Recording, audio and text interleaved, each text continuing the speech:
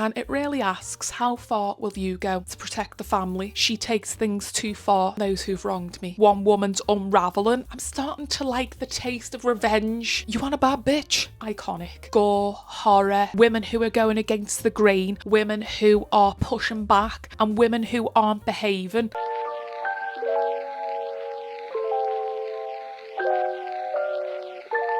Hi everyone, welcome back to another video. I'm Ray, What Ray Reads. Follow me on Instagram and follow me on TikTok because why not? If you're not new here, you know I love unhinged, female-driven narratives and stories, especially those of the good for her variety. So I thought, since it's this time of year where it's, you know, getting a bit monstrous, it's all year for me, and I can't get enough as it is of female rage, unhinged women and characters and stories, here's 10 books about monstrous women.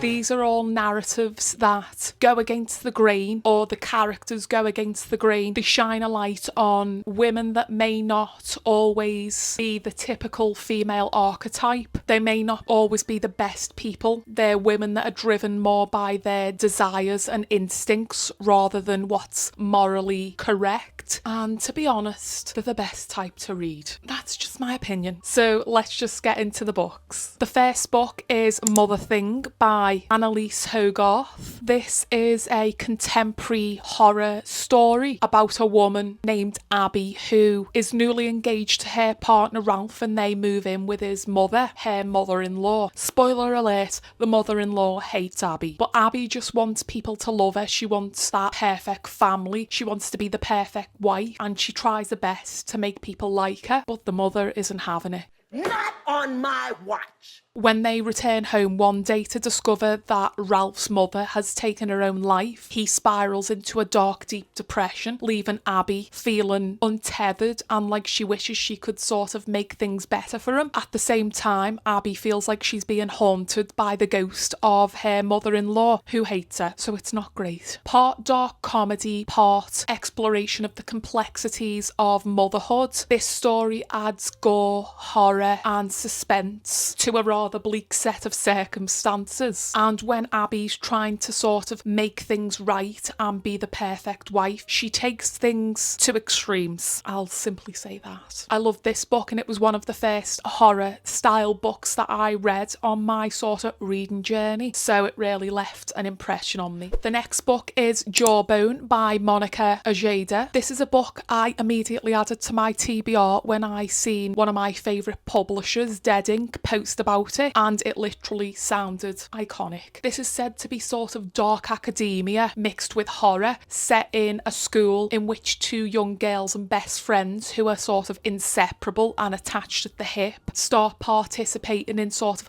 after school games, dares, rituals, you know, all that girly stuff, pushing the limits of sort of female friendship and teenage rebellion. This is said to take inspiration from the likes of Shirley Jackson and creepypasta. Side note, creepypasta was something I literally discovered about a year ago thanks to Eliza Clark because of her books. I'm pretty sure it was Pennant. There was like discussion about creepypastas in that, and the book also blends sort of pop culture and horror, adolescence and womanhood all together in this sort of 90s style horror story. As I was researching the book, I was thinking this reminds me of those sort of 90s witchy films like The Craft and a little bit of Practical Magic. So if you've read this one already, let me know your thoughts because it's one I'm very excited to check out. The next book is Carrie by Stephen King, a classic that's on my TBR. Spoiler alert, she's read no Stephen King ever. I have seen the film and I loved the film, but I want to see how the book differs and compares. This is the story of a shy, awkward teenage girl called Carrie. She's kind of an outcast and she's bullied by her peers, and she's living in a very strict, controlling household with a very religious mother who punishes her for simply being a woman. Carrie soon realises that she's gifted and she's got telekinetic abilities. Wish I had them. And she tries her best to harness and control them and not let them sort of explode. That's until one day when when she attends prom and her bullies play a cruel prank on her, and this pushes Carrie over the edge and all bets are off, and she's like,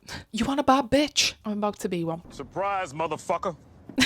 She's like, "I'm starting to like the taste of revenge." This explores themes of revenge and female power and how suppression and oppression can sort of build it up until it comes to a breaking point. If you've read this one, let me know what you think, because it's another one I can't wait to read. The next book is My Sister the Serial Killer by Huang Braithwaite, a favourite of mine and one I always recommend to people. Set in Nigeria, this follows two sisters, Korede and her baby sister Ayula. When Ayula calls, her big sister comes running and sort of protects her and cleans up a mess. But soon she starts to realise that she's noticing a pattern of Ayula's behaviours of meeting men and then the men disappear or accidentally die, and Korede has to come and clean up a mess. And she soon starts to think, What the fuck is going on in here on this day? my sister might be a bit of a serial killer. And then when Ayula sets her sights on one of Korede's colleagues at the hospital, who is also her sister's crush, she has to decide whether she's going to protect her sister or she's going to protect her co-worker. It's a question of loyalty and how far our loyalty to family and sibling bonds will go. This is told in a very deadpan manner, and it's got elements of dark comedy in it as well. And it really asks, how far will you go to protect the family? As Taylor Swift says in Father Figure. The next book is The Eyes Are the Best Part by Monica Kim. When a Korean-American family unit shattered when their father leaves one day and doesn't return, eldest sister Ji-won must rise to the challenge to protect her younger sister and mother. Her mother's fallen into a depression and is struggling to get out of bed, feels defeated by where her life's ended up, and her younger sister feels lost and discarded. That is until their mother meets a man who's very obnoxious and entitled, and he soon becomes part of the family unit. Ji-won can't stand him. Her hatred for him grows as she learns more about him and his slimy, sleazy ways. She's having to deal with his microaggressions and racism. She's also having to sort of battle through that while she's at university as well. And one day she's had enough and she decides, I'd like to take a bit of revenge on those who've wronged me. This is branded as a horror thriller, but I found it more an exploration of one woman's unravelling and how she tries to restrain her desires and instincts. And it's definitely more psychological. There are elements of grossness in there, but it's not gory in the typical horror sense. Yes, she's monstrous in many ways, but I'm also like, good for her.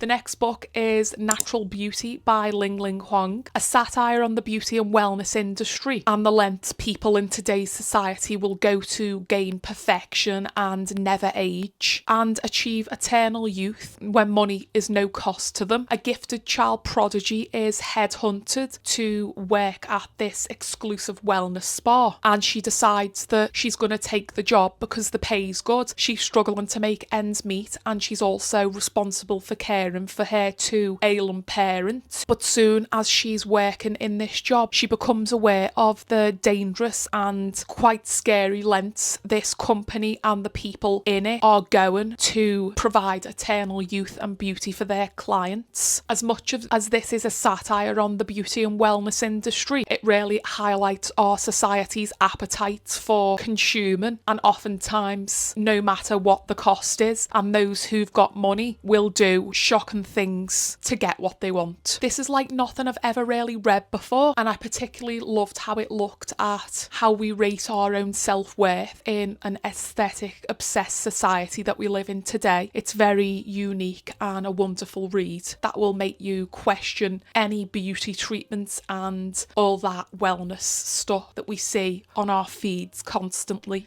The next book is Boy Parts by Eliza Clark. I absolutely adore Eliza Clark's writing, and I will read anything she writes. This is the Geordie version of American Psycho. This book follows an artist and photographer, Irina, who photographs everyday men in Newcastle. She likes the power dynamic and the role reversal of being behind the lens and having the men be her prey in a sense. And oftentimes she takes things too far, to put it lightly. She is hedonistic, lives dangerously. She pushes things to the extremes, and you have to ask what she's trying to escape, if it's her daily life or what's in her head and her true nature. When an opportunity for her to show her work in London at a glitzy art gallery arises, she must try to control her impulses and keep her head straight. But can she? This book's both dark and hilarious. You'll be shocked, but you'll also be laughing out loud. It takes society's gender roles and sexuality and smashes them to pieces.